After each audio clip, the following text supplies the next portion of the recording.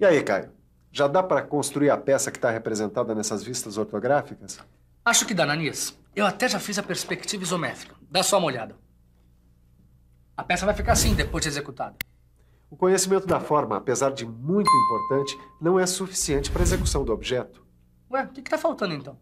Para executar qualquer tipo de objeto, você precisa também de informações sobre o tamanho. Quer dizer, sobre as dimensões exatas do objeto e de cada uma das suas partes.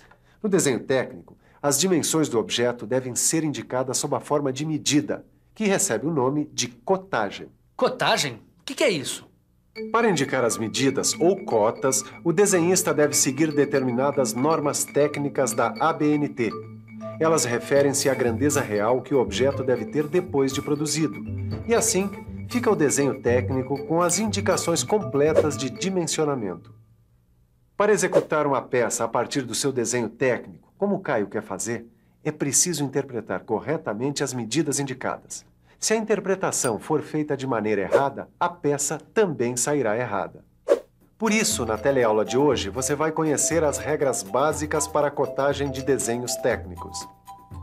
Assim como aconteceu nos assuntos anteriores, você vai começar o estudo pela interpretação de cotas básicas em modelos simples e, aos poucos, vai aprofundando seu conhecimento pelo estudo de peças mais complexas. Se você está com muita vontade de aprender logo a executar uma peça, não saia de perto. A nossa teleaula já está começando.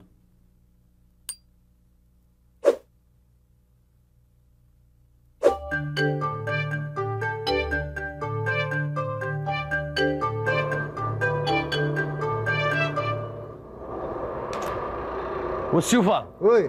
Para um pouquinho aí. O que é, Tito? Por favor, como é que se indicam as medidas das peças em desenho técnico-mecânico? Ô, Tito, num desenho técnico-mecânico, a unidade de medida utilizada é o milímetro. Escreve-se apenas a medida sem a indicação do símbolo mm. Por exemplo, se uma peça tem 35 milímetros de comprimento, aparecerá somente o número 35, ficando subentendido que se trata de 35 milímetros. Assim fica muito mais fácil de interpretar desenhos cotados. Só que para isso você vai precisar saber os 3 elementos básicos que são os elementos de cotagem. E quais são os elementos de cotagem? Cota ou valor numérico, linha de cota e linha auxiliar. Dá uma olhada nesse desenho que está aí em cima dessa bancada. Esse aqui?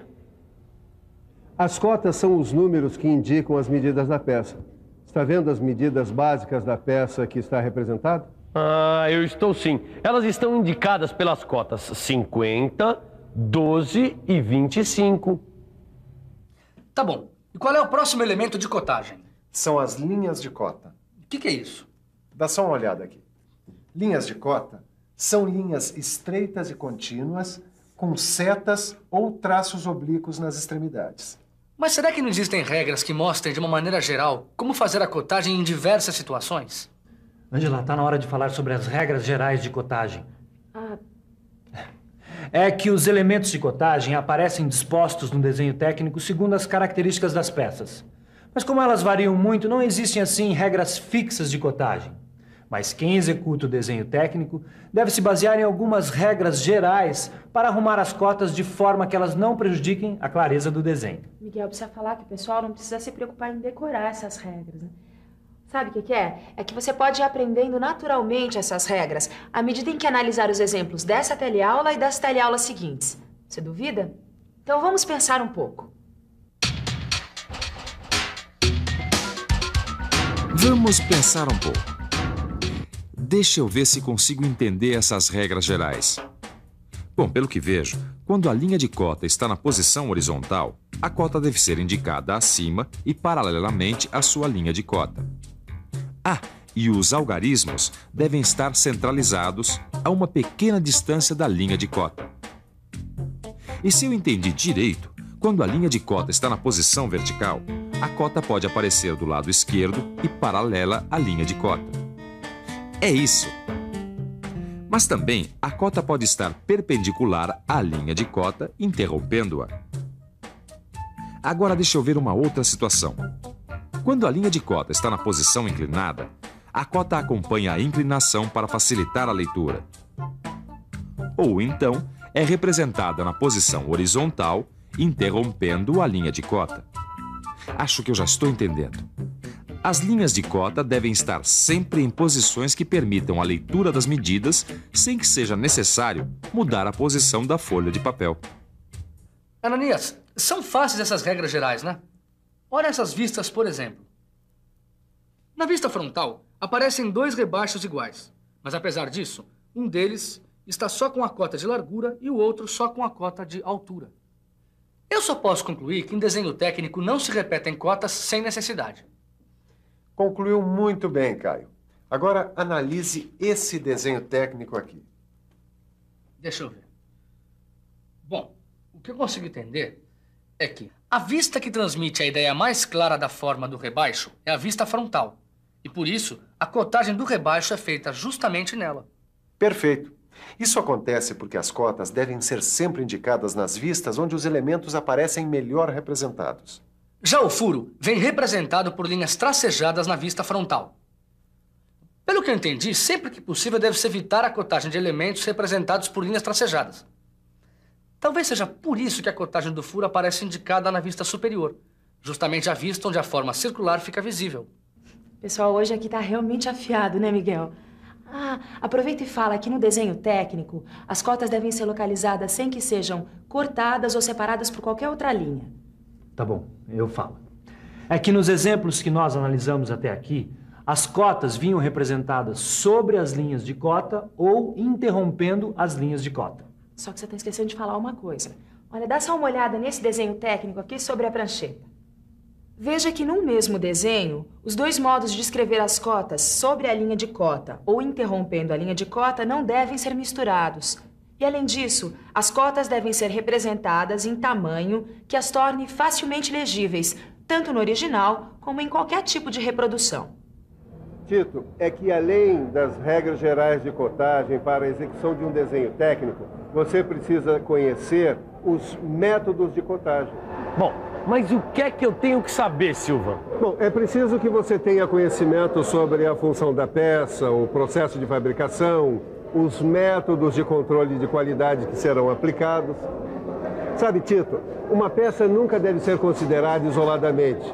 Ela sempre faz parte de um conjunto no qual desempenha determinada função. Toda peça deve ser executada segundo um determinado processo tecnológico de fabricação que torne a sua produção a mais econômica possível.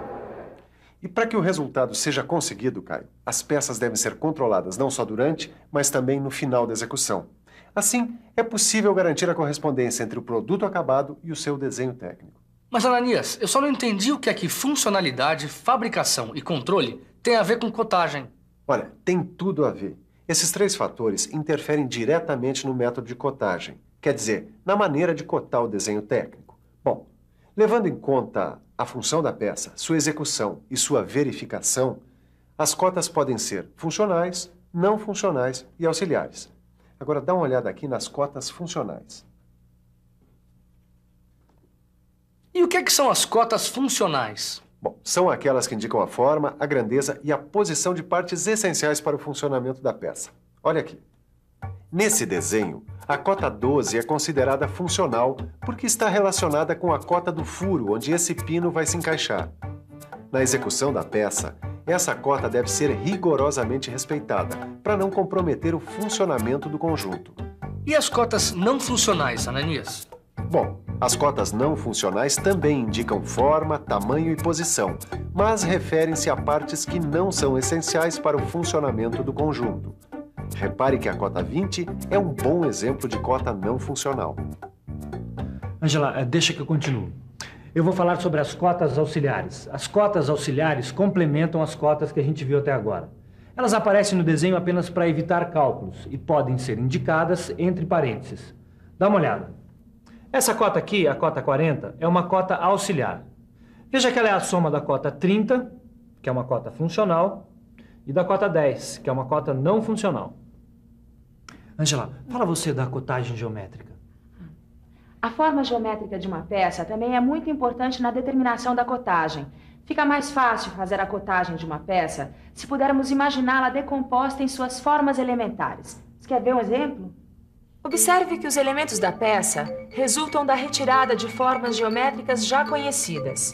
A decomposição da peça em sólidos básicos põe em destaque as formas geométricas positivas e negativas da peça.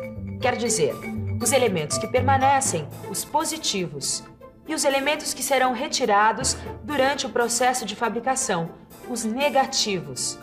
Mostra também o tamanho e a posição relativa de cada um dos elementos da peça. Segundo esse método de decomposição geométrica da peça, as cotas podem ser classificadas em dois grupos: as cotas básicas e cotas de elementos. Agora, tanto as cotas básicas quanto as cotas de elementos podem ser funcionais, não funcionais ou auxiliares. Pelo jeito, quem tem que ler e interpretar o desenho técnico para executar uma peça tem que saber distinguir quando uma cota básica ou de elemento é funcional, não funcional ou auxiliar. Exatamente.